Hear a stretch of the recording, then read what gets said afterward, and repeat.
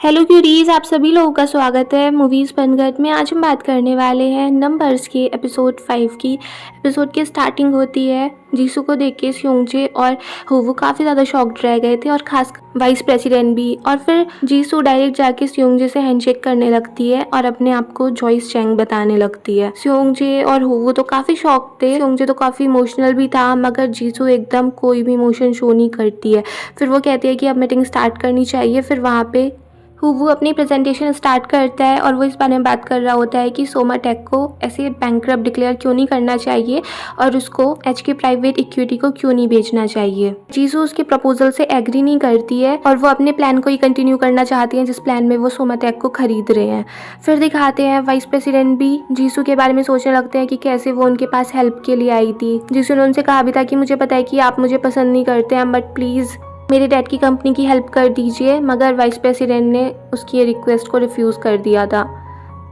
Meeting के बाद स्योंगजे जबरदस्ती जीसू का हाथ पकड़ के उसको ले जाता है और फिर एकदम से उसको हक कर लेता है। जीसू उसके इस मूव से बिल्कुल खुश नहीं थी। वो एकदम से उसको पुश कर देती है और फिर एक थप्पड़ भी मार देती है। तो स्योंगजे उससे कहने लगता है कि तुमने मुझे बताया क्यों नहीं कि तुम कहाँ पर हो, कि तुम ठीक हो या तुम क्या कर रही थी। पर जीसू कह देती है कि तुम्हें उस सब चीज़ों के बारे में जानने की कोई ज़रूरत नहीं है। और फिर उससे वो कह देती है कि तुम क्या भूल चुकी हो तुमने मेरे डैड के साथ क्या किया था। स्योंगजे उसको बताने की कोशिश भी कर रहा था, मगर फिर जीसू कुछ सुनती नहीं और फिर वहाँ से चली जाती है। जब वो जा रही थी तभी होवू से मिल जाती है और होवू से पूछने लगता है कि वो यहाँ पे क्या कर रही है। और जीसू खुद होवू से पूछ रही थी कि तुम यहाँ पे क्या कर रहे हो, मगर फिर वहाँ पर कोई आ जाता है तो जीसू उस टाइम पे उससे कुछ ज़्यादा बात नहीं करती। फिर दिखाते हैं डायरेक्टर से वाइस प्रेसिडेंट से कह रहे होते हैं कि अब आगे क्या होगा। तो वाइस प्रेसिडेंट कहने लगता है कि मुझे पक्का लग रहा है कि जीसू यहाँ पर सोमाटेक को खरीदने ही आई है, क्योंकि सोमाटेक की कंडीशन बिल्कुल वैसी ही है जैसे उस टाइम पे इन्हो की कंपनी की थी। और डायरेक्टर से हमको डर लगने लगता है कि अगर उसको पता चल गया कि वो इन्हो की कंपनी वाली रिपोर्ट मैंने ही चेंज की थी तो क्या होगा। बट वाइस प्रेसिडेंट कह देते हैं कि उस चीज़ के बारे में तुम्हें सोचने की ज़रूरत नहीं है। तुम्हें अभी ये सोचना चाहिए कि अगर हम सोमाटेक को एच के प्राइवेट इक्विटी को नहीं बेच पाए तो क्या होगा। फिर दिखाते हैं स्योंगजे जीसू के होटल में जाता है उससे मिलने के लिए, मगर वो उससे मिलने से मना कर देती है। और तभी वहाँ पर वाइस प्रेसिडेंट आ जाता है और उसको देख के स्योंगजे उसको कहने लगता है कि जीसू के साथ अगर तुमने कुछ भी गलत करने की कोशिश की तो मैं तुम्हें छोड़ूंगा नहीं। प्रेसिडेंट उसकी इस वार्निंग को बिल्कुल इग्नोर कर देते हैं और उससे कह देते हैं कि तुम्हें पता नहीं है कि अगर तुम्हें कोई चीज़ चाहिए तो उसके लिए तुम्हें खुद चेंज होना पड़ेगा। फिर दिखाते हैं जीसू वाइस प्रेसिडेंट से बोलने लगती है कि वो यहाँ पर अपने फादर की वजह से नहीं आई है और वो यहाँ पर स्योंगजे से अपनी रिलेशनशिप के बारे में भी नहीं आई है। यहाँ पर सिर्फ वो अपना बिजनेस करने के लिए आई है। वाइस प्रेसिडेंट भी कहने लगते हैं कि मैं काफ़ी सरप्राइज हुआ था जब मुझे पता चला कि तुम ही जॉइस चैंग हो। फिर जीसू उनसे कहने लगती है कि आपको मुझे उसी रिस्पेक्ट से ट्रीट करना चाहिए जैसे आप अपने किसी और क्लाइंट को करते हैं। उसकी बात सुन के वाइस प्रेसिडेंट को गुस्सा तो आ रहा होता है, बट वैसे शो नहीं करते। फिर दिखाते हैं वो जिम में होता है और उसको भी बहुत ही ज़्यादा गुस्सा आ रहा होता है कि जीसू ने उसके प्रपोजल को एक्सेप्ट नहीं किया। फिर वो अपने फ्रेंड्स के साथ बैठ जाता है और उसके फ्रेंड्स थोड़ा उसको कंफर्ट करने लगते हैं, उसके साथ थोड़ी हंसी मजाक करने लगते हैं। फिर दिखाते हैं स्योंगजे ये पता लगवाता है कि जीसू ने एच के प्राइवेट इक्विटी कंपनी को कैसे ज्वाइन किया था। तो उसको पता चलता है कि उसने स्टार्टिंग तो बिल्कुल बहुत ज़्यादा लोएस्ट पोजीशन से ही की थी, मगर धीरे धीरे उसने बहुत ज़्यादा हार्डवर्क किया, बहुत ज़्यादा काम किया और अब वो उस कंपनी की टॉप मैनेजर है। फिर दिखाते हैं हुवू को पता चलता है कि एच की प्राइवेट इक्विटी ने सोमाटेक को बैंक्रप्सी कोर्ट में ले जाने की प्लानिंग की है, मतलब कि वो उसके साथ मर्ज नहीं कर रहे हैं। इसीलिए वो सोचने लगता है कि सोमाटेक को बचाने का कोई तरीका भी हो सकता है। मगर फिर उसको पता चलता है कि जिसान बैंक ने सोमाटेक के एक अकाउंट को ब्लॉक कर रखा है, जिस वजह से सोमाटेक अपने एम्प्लॉयज़ को भी पे नहीं कर सकता है और इसी वजह से सोमाटेक के ज़्यादा चांस हैं कि उसको बैंकरप्ट कर दिया जाएगा। और उसको ये भी समझ में आ जाता है कि जिसान बैंक अब किसी और कंपनी से बात कर रहा है सोमाटेक को बेचने के लिए। और इसी बारे में हुवू स्योंगजे से बात करता है कि वो इस बारे में कुछ कर सकता है, मगर स्योंगजे कह देता है कि हम इस बारे में कुछ भी नहीं कर सकते हैं।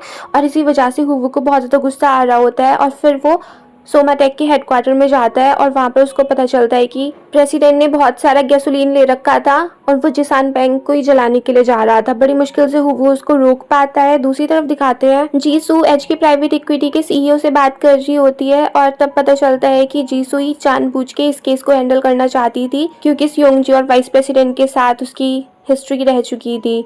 और सीईओ उससे कहने लगते हैं कि हमें उस सब चीज़ों से मतलब नहीं है कि लास्ट में तुम क्या करती हो, कैसे तुम इसको एक्वायर करोगी, लास्ट में सिर्फ हमें रिजल्ट ही चाहिए। और वो उससे बोल देते हैं कि उसको जल्द से जल्द वापस आ जाना चाहिए क्योंकि कोई यहाँ पर उसका वेट कर रहा है। फिर दिखाते हैं हुवू जीसू से मिलने के लिए आते हैं उसके होटल में। वैसे तो जीसू से मिलना नहीं चाह रही थी, बट हुवू फिर भी काफ़ी ज़्यादा इंसिस्ट करने लगता है और वो उसको बताने लगता है कि सोमाटेक अपनी पेटेंट टेक्नोलॉजी को इंटरनेट पे फ्री करने वाले हैं, और अगर इस टेक्नोलॉजी को वो लोग फ्री कर देते हैं तो फिर सोमाटेक की वैल्यू बिल्कुल ही ख़त्म हो जाएगी, तो फिर उसको खरीदने की भी कोई ज़रूरत ही नहीं रहेगी। इसीलिए हुवू जीसू से कह रहा होता है कि क्यों ना एच की प्राइवेट इक्विटी सोमाटेक में इन्वेस्ट कर दे और उसके कुछ शेयर खरीद ले, वो ज़्यादा बेटर रहेगा इसको खरीदने से। बट जीसू इस बात के लिए मना कर देती है और वो कह देती है कि सोमाटेक जो काम कर रहा है इसी टाइप के काम तो फिर और भी कंपनीज कर सकती हैं जो फाइनेंशियली स्ट्रगल कर रही हों, और ऐसा करने से वो सारी कंपनी फिर बैंकरप्ट होने से बच जाएंगी। तो ये आइडिया बिल्कुल भी अच्छा नहीं है। वो उसको काफ़ी मनाने की कोशिश कर रहा था, मगर जीसू मान नहीं रही थी, तो फिर वो उसे कहने लगता है कि वो सब कुछ सिर्फ अपने डैड की वजह से कर रही है क्या, क्योंकि हुवू को लग रहा था जीसू अपना फॉल्ट मानती है कि उसके डैड की डेथ उसकी वजह से हुई। तो वो उसको समझाने लगता है कि डैड की कंपनी के साथ जो कुछ भी हुआ उसमें तुम्हारी कोई भी गलती नहीं थी और ना ही स्योंगजे की कोई गलती थी। तो जीसू कहने लगती है कि अब तुम भी स्योंगजे की साइड लेने लगे क्योंकि अब तुम अकाउंटेंट बन चुकी हो। उसकी बात सुन के हुवू उसको इन्हो की कंपनी की ओरिजिनल वाली ऑडिट रिपोर्ट दिखा देता है जो स्योंगजे ने लिखी थी। तो वो उससे कह देता है कि मैं स्योंगजे का सपोर्ट नहीं कर रहा हूँ, जो सच्चाई है सिर्फ वही बता रहा हूँ। फिर दिखाते हैं हुवू सोमाटेक के हेडक्वार्टर में जाता है वहाँ पर प्रेसिडेंट को देखने के लिए, मगर जब वो देखता है तो प्रेसिडेंट बेहोश पड़े थे और उनको देख के हुवू को अपने डैड की याद आ जाती है कि कैसे उन्होंने अपनी कंपनी के बैंकरप्ट होने के बाद सुसाइड कर लिया था। नेक्स्ट डे दिखाते हैं जीसू अपने डैड की मेमोरियल प्लेस पे गई होती है और वहीं पर हुवू भी आया होता है। तो वो उसको बताने लगता है कि स्योंगजे ने जो रिपोर्ट लिखी थी उसको किसी ने बदल दिया था। स्योंगजे को इस बारे में कुछ पता ही नहीं था, तो स्योंगजे की इसमें कोई भी गलती नहीं थी। सुन के जीसू काफ़ी ज़्यादा शॉक्ड हो जाती है, बट वैसे शो नहीं करती। फिर दिखाते हैं वो दिन आ जाता है जब सोमाटेक को एच के प्राइवेट इक्विटी खरीदने वाली थी, और जैसे ही जिसान बैंक के प्रेसिडेंट सारे प्रोसेस कंप्लीट करने वाले थे तभी उनको पता चलता है कि सोमाटेक ने तो अपना जितना कर्जा लिया हुआ था वो सब पे कर दिया है।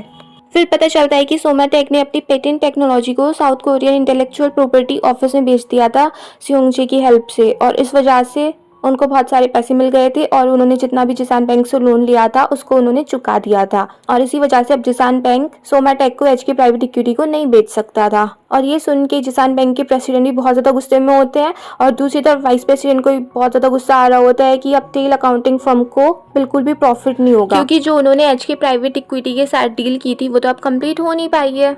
उस सब के बाद स्योंगजे जीसू से बात करने की कोशिश करता है, पर जीसू उससे बोल देती है कि भले से तुमने सोमाटेक को तो बचा लिया है, मगर जो मेरी डैड की कंपनी के साथ हुआ था उसको तो तुम नहीं बदल सकते हो ना।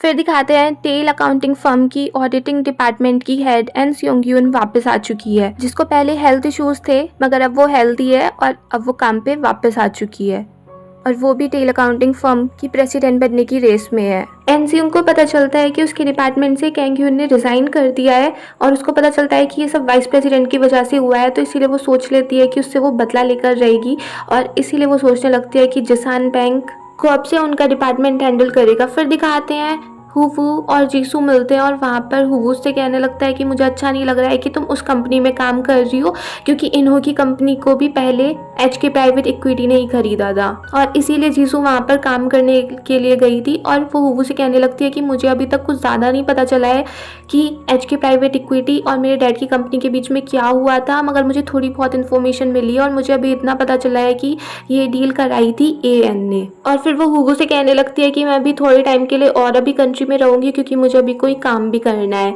दूसरी तरफ दिखाते हैं टेल अकाउंटिंग फर्म के प्रेसिडेंट, वाइस प्रेसिडेंट और एनसिंग यून से मिलते हैं इसी बात को डिस्कस करने के लिए कि जिसान बैंक को कौन हैंडल करेगा। तो वहाँ पर वाइस प्रेसिडेंट कहने लगते हैं कि उनका टैक्स डिपार्टमेंट ही अब सबसे ज़्यादा इस फर्म में पैसे बनाता है, वही सबसे ज़्यादा क्लाइंट को लेके आता है और उसी से फर्म सबसे ज़्यादा पैसे कमाता है, तो इसीलिए जिसान बैंक को उन्हीं के डिपार्टमेंट को हेड करना चाहिए, और इस वजह से एनसियोंग बिल्कुल भी खुश नहीं थी। फिर दिखाते हैं हुवू, योना और काफ़ी सारे लोग लिफ्ट में होते हैं।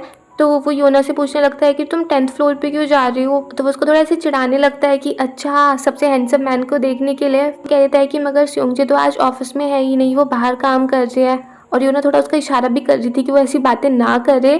फिर सब लिफ्ट से चले जाते हैं और वहाँ पर बचते हैं सिर्फ जिसान बैंक के सीईओ, और वो योना से कहने लगते हैं कि अच्छा हैंडसम मैन। तो योना कहती है डैड ऐसी कोई बात नहीं है। फिर दिखाते हैं हुवू भी उस सब के बारे में सर्च कर रहा होता है, एनसियोंग के बारे में सर्च कर रहा होता है, और दूसरी तरफ जीसू भी एनसियोंग के बारे में सर्च कर रही होती है। और फिर यहीं पर ये एपिसोड फिनिश हो जाता है। अगर आपको ये पसंद आया हो तो प्लीज़ मेरे चैनल को सब्सक्राइब करें, लाइक करें, शेयर करें, कमेंट्स करें and bye bye till next video.